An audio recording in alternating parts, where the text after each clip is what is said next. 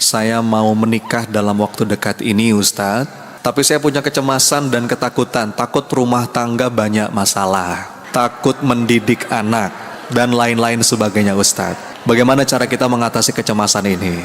Assalamualaikum, yang mau saya tanyakan, Ustadz, ada sikap dari anak saya yang kurang saya sukai dan kurang baik. Apakah itu hukuman dari dosa saya, Ustadz? Apa yang harus saya lakukan agar anak saya bisa berubah jadi lebih baik dan jadi amal soleh? Assalamualaikum, Ustadz, izin bertanya, jika dihina, direndahkan, itu kan memang di luar kendali kita.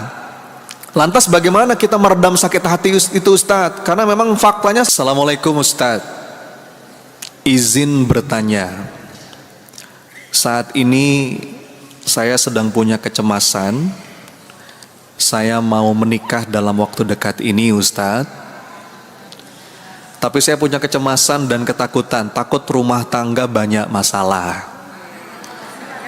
takut mendidik anak, dan lain-lain sebagainya, Ustadz.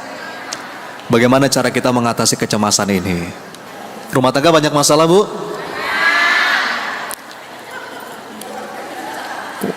Pakai teriak begitu. Jadi gini, ada sebuah kalimat yang sering saya sampaikan. Our deepest pain and highest happiness always come from home. Coba Bu, gimana Bu artinya Bu?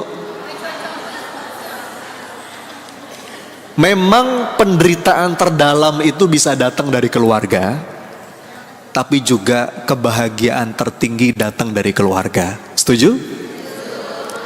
Jadi yang pertama, untuk yang bertanya ini, kita perlu sadar yang namanya masalah itu bagian dari kehidupan, gitu ya. Kita nggak bisa menghindari masalah. Bahkan kata seorang ulama, hidup ini adalah perpindahan dari satu masalah ke masalah yang lain. Itu watak asli dari kehidupan dunia. La tastaghrib wuku'al akdar. Jangan kamu heran kalau dalam hidup ini kamu menemui berbagai persoalan. Kenapa? Karena itulah watak asli dari kehidupan dunia. Memang di sini tempat kita untuk menyikapi setiap persoalan dan semoga bisa kita konversi jadi amal soleh. Walaupun ada pepatah yang mengatakan badai pasti berlalu. Betul nggak kalimatnya? Betul, tapi kurang lengkap. Yang lengkap gimana? Betul, badai pasti berlalu.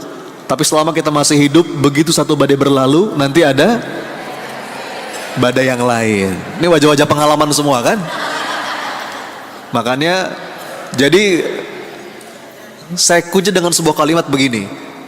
Life is not about waiting for the storm to pass. Hidup itu bukan tentang nungguin badai berlalu, but life is about how to learn dancing in the rain. Bagaimana kita bisa belajar berlapang dada, menari-nari bahkan di tengah badai. Jadi jangan takut dengan masalah ya, teteh. Justru kadang-kadang masalah itu jadi asbab kita naik derajat. Luruskan niatnya, bismillah. Menikah itu mengundang banyak sekali keberkahan. Menikah itu mengundang rezeki. Dan diniatin mudah-mudahan bisa jadi jalan untuk punya keturunan penerus sujud kepada Allah. Amin. Ustadz, apakah sudah benar sikap kita bila kita menjauhi teman yang mengadu domba dan bersikap playing victim? Saya membatasi dalam berinteraksi. Betul? Kadang-kadang perlu, ya Bu. Ada yang namanya boundaries. Kita perlu punya batasan-batasan. Dan itu diperbolehkan.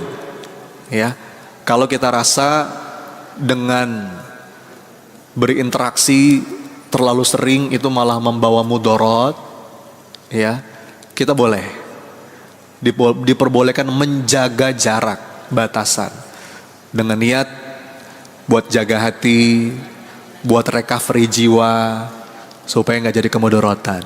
Meskipun bukan berarti kita betul-betul mengucilkan diri untuk kemudian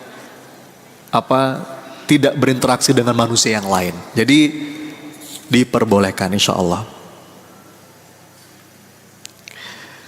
Assalamualaikum, yang mau saya tanyakan Ustadz, ada sikap dari anak saya yang kurang saya sukai dan kurang baik. Apakah itu hukuman dari dosa saya, Ustadz?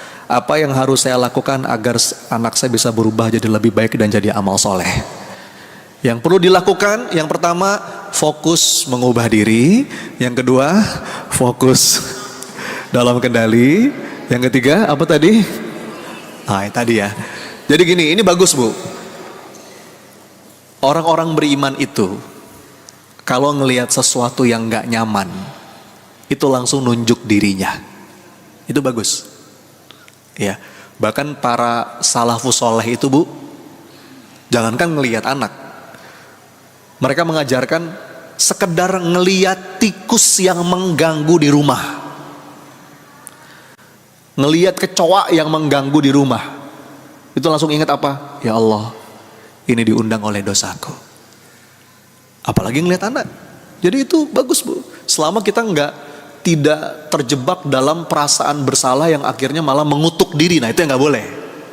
Kalau akhirnya mengutuk diri, ini memang gara-gara aku yang buruk, itu jadi gak boleh. Tapi kalau kita ngelihat anak kok begini ya, astagfirullah, ini dosa saya. Ya Bu, langsung beristighfar, bertaubat. Nanti insya Allah jadi solusi tuh Bu.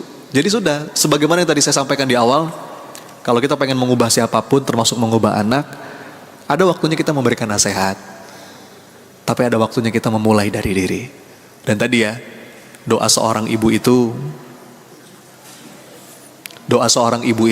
se-powerful doa seorang nabi kepada umatnya. Assalamualaikum Ustadz, izin bertanya, jika dihina, direndahkan, itu kan memang di luar kendali kita.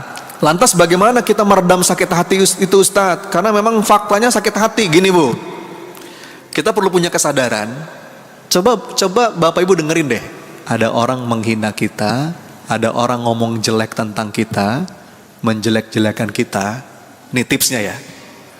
Kalau kita mau jujur, apa-apa yang dia katakan itu masih jauh lebih baik daripada kehinaan kita yang asli. Setuju gak? Allah itu punya sifat maha menutup aib Bu. Kadang-kadang kita gak mau jujur. Ya, itu udah sifatnya Allah. Allah itu maha menutup aib. Kalaupun misalnya ya ada aib-aib kita yang kebuka, terus dengan itu orang menjelek-jelekan kita, kita niatkan mudah-mudahan ya Allah, rasa sakit hati ini jadi penggugur dosa hamba.